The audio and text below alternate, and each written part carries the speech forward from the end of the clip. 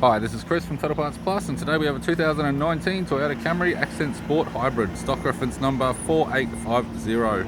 This shape runs from the 9th month 2017 and is the current shape. It has an A25A FXS 2.5 litre 4-cylinder petrol engine backed by an automatic front-wheel drive transmission. A25A 2.5 litre 4-cylinder petrol engine with the left-hand headlight, left guard appears to have no damage, left power door mirror, left front 17-inch factory alloy mag with a good tyre, both left-hand doors appear to have no damage, left rear 17-inch factory alloy mag with a good tyre. We have the left-hand tail light, left boot lid garnish. Boot lid has a couple of small dents, right-hand boot lid garnish, right-hand tail light. Power window master switch. This vehicle's fitted with black cloth interior.